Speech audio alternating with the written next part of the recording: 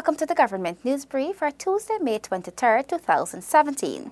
In the news this evening, police officers benefit from skills training, Education Minister talks sports and music education with Monrepo Primary School students, and Australian investors interested in investing in Guyana. These and other stories when the news returns. Stay tuned. Thank you for staying with us. I am Renetta LaFleur. Here are the details. 40 police officers benefit from skills training under the Board of Industrial Training. More from Delon Sinkhole.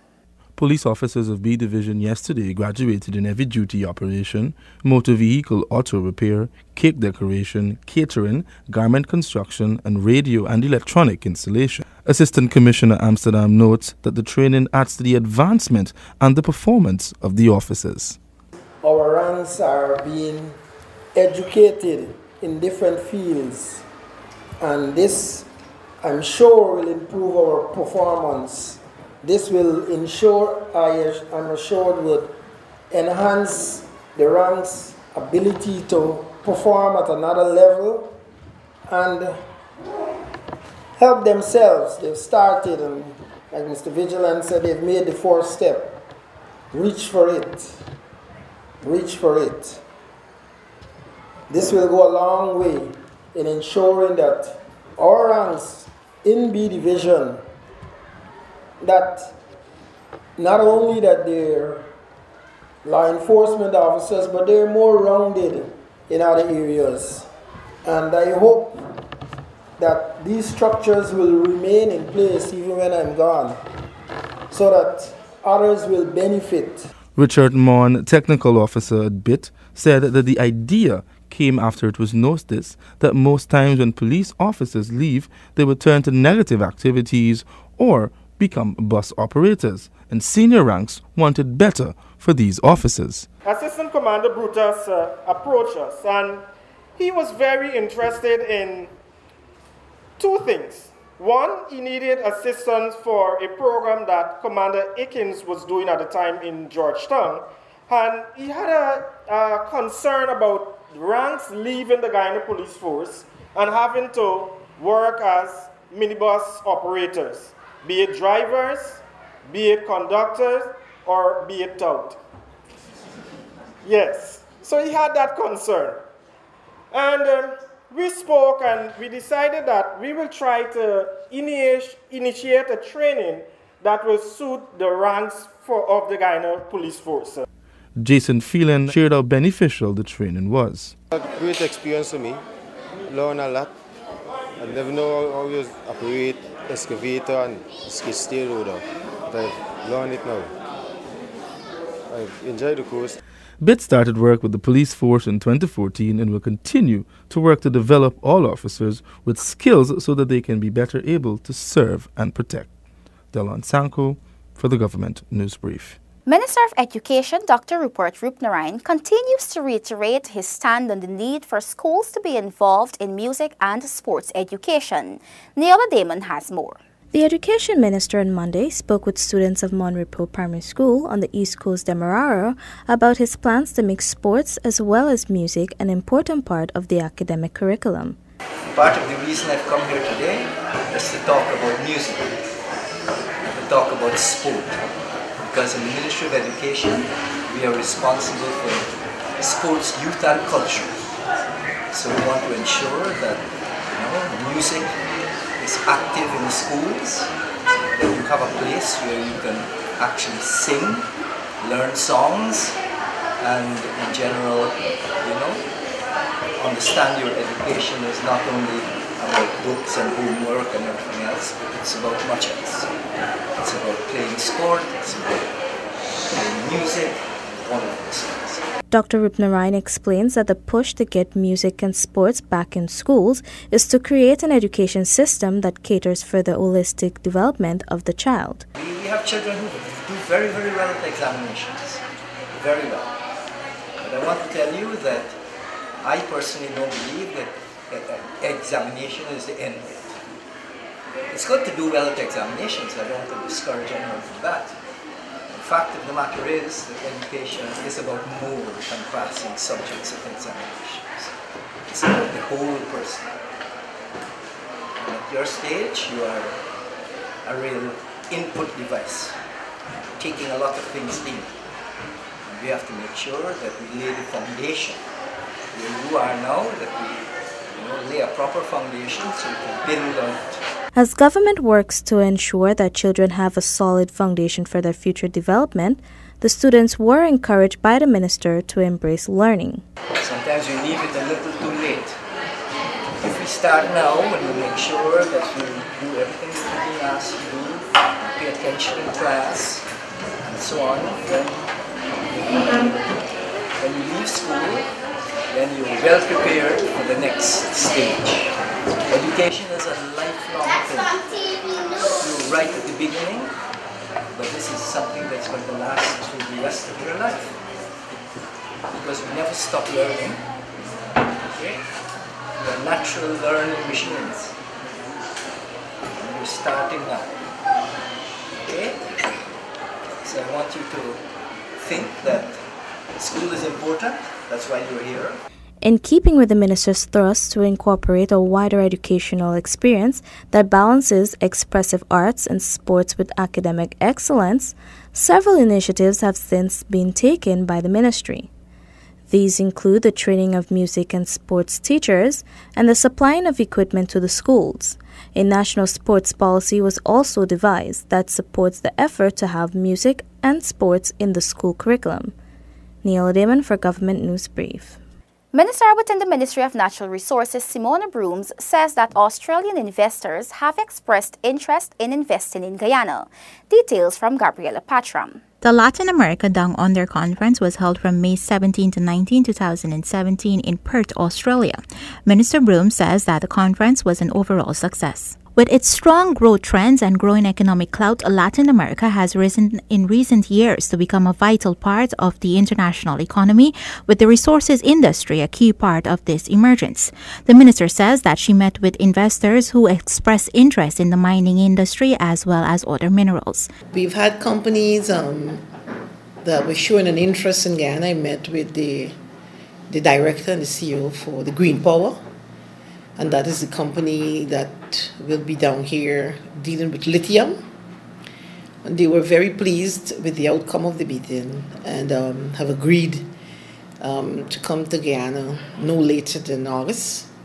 It can be before, but they were informed they want to go into the interior, and because of the rainy period, the weather condition and the road patterns and so on, that is why they'll be here July or August latest, but they had wanted to come forward before. They're impressed and want to also look at other minerals. They said that they're happy for the level of transparency that this government is starting to open up, and so as investors, they're comfortable. Minister Broom highlights that during discussions, a number of questions were raised by investors. This, she explains, was informative because it shows what investors are looking for when they are thinking of investing. The minister notes that she would have also paid key attention and gathered information on safety practices in mining. Being an advocate for women, Minister Broom says key information was gathered on how countries view women in mining, an issue that she is very passionate about. Minister Brooms made presentation on the areas of explorations and syndicates, an area that persons present were impressed with. It was well received. In fact, when the Governor General gave his remarks, he spoke to the challenges that lots of countries have dealing with the small and the medium scale miners. So in that regard, it looks as if Guyana has already gone ahead in seeing how you mobilize, how you cluster them, how we're treating with the environment. That was a major part of my presentation too. How we assist them in overcoming their different challenges, economical situation, and to see where we can come in from a government. That the government also is signing up with the investment development agreement policy with them so that they can benefit from the duty-free concessions and these initiatives to encourage them. So that was well received, and in fact, several of the companies when we met said it's a real safe news for investors, because oftentimes coming into a country as a foreign investor, overlapping with the smaller miners and all the problems that are there, sometimes it makes it very challenging That was what one of the directors, two of them in fact, indicated. So to know that Guyana is going down that line, they feel safe because then you have the area set aside, so you will not be infringing or interfering and less overlapping, and which will have less conflict with major companies or investors if they want to come into an area. A tour of 2 mining sites was among the itinerary. The Australian government is working to enhance its relations with the nations and the economies of Latin America, and particularly strong partnership is emerging in the mining sector. Latin America is home to large ore bodies, strong mining cultures and governments, which offer stable and attractive investment environments, yet it is still holds vast untapped potential. For the Government News Brief, Gabriela Patra. Component 1 of the Citizen Security Strengthening Program is moving apace to reduce crime and violence within communities. The setting up of the Community Action Councils has commenced in Regions 5 and 6. Isaiah Braffett reports. Project Manager for CSSP Clement Henry says that several councils have been recently elected into 2 regions. So far, we were able to complete the elections and setting up of community action councils in 8 of the 20 communities. We were successful in setting up community action councils in Angois Avenue, Kildonan, Albion Kilcoy, we did Rosignol, among others. 4,000 youths and adolescents are expected to benefit from the 4-year Community Crime and Violence Prevention Program. The project will focus on empowering young people through technical and vocational training to develop entrepreneurial skills. The setting up of all 20 councils, Henry says, is expected to be completed by June to expedite a consultancy that will facilitate a needs assessment and evaluation for the community's development. This consultancy will do an assessment and evaluation of what is the status of citizen security in those communities, and from that assessment we'll develop safety plans for the community. The CSCs are important liaison in terms of each of the communities, so we have to have them set up in time for this consultancy to come on board, and this consultancy is slated to come on board by the end of June, so we are bound by that timeline. A part of Component 1 will also facilitate an intervention that deals with interpersonal violence. However, Henry points out that the intervention will only be carried out after all the councils are elected. Isaiah Braffett, Government News Brief. Work on the Kitty Sinkhole is moving apace and is expected to be completed by June. Details in this report. Last December, a sinkhole developed at the Kitty seawall near the pump station. Subsequently, a $127.1 million contract was awarded to repair the collapsed roadway. Design engineer at the Ministry of Public Infrastructure, Bageshwar Murli, says the work is approximately 60% completed. He highlights that the size of the pipe which carries water to the Kitty pump station has been increased from 4 to 4 inches in diameter to a 60-inch one, which will allow for a larger volume of water to reach the Kitty pump station. What we found is that the sump of the Kitty pump was not adequate for the pump, and the complaint was that the pump would have to only be on for about 15 to 20 minutes, and then they would have to shut it off and await the water to fill up in the sump. So the intention was to increase the size of the culvert or the pipe bringing the water from the western side that the basin would be with GDF, GT&T, National Park, and those areas, and bring that water to the sump. Murli further explains that the size of the sump, which is used to collect and remove undesirable accumulated water, will be increased. A drop box will be placed adjacent to the existing sump of the Kitty pump. This will allow for quicker removal of water off the land. We've completed about close to about 160 feet of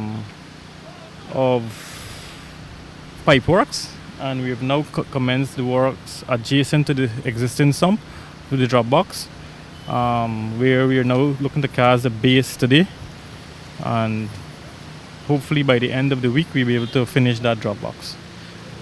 When the other leg, which will be coming from Stanley Place, which would be the capturing the area of Sir Brianville and Kitty, the water coming from that section, that will commence at a later date.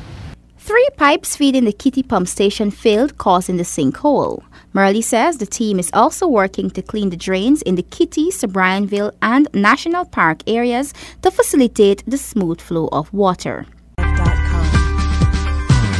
We have come to the end of today's edition of the Government News Brief. The details of these and other stories can be found on GINA's website. GINA has an active Facebook page and we encourage you to visit and like us so you can be informed as the news unfolds.